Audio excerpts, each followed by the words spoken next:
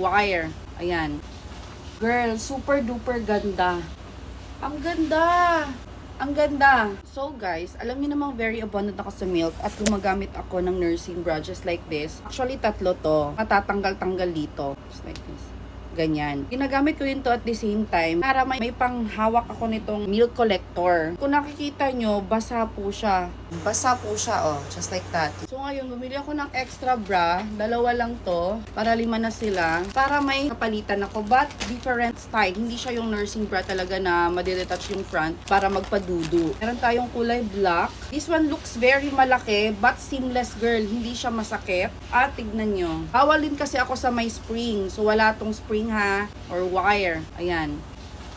Girl, super duper ganda. At ayan, kasyang-kasya sa akin. Lumalaki na kasi masyado yung hinaharap ko, pero usog dahil sa milk.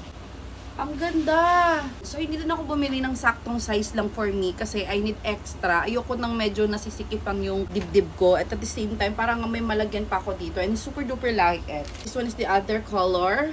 Ang ganda. Ayan, super duper ganda. So, meron siyang ganito sa front. Ayan, sorry. Nadikitan na ng gatas ko. Nadikitan na siya ng gatas ko. Ayan po siya. Super duper ganda. At meron siya ganitong logo. Oh. Look at the front. Oh, ang ganda. Of course, bumili din ako ng underwear. Same shop. I like it kasi parang boxer type siya. Panty shorts. Tatlong kulay. Pili ka lang. Merong combo-combo, different colors. Depende sa gusto mo. So, I have this black. Parang purple. Ah, cutie. At saka gray. Diba? Ang ganda. Ayan. This is the color gray. At eto naman yung pang last.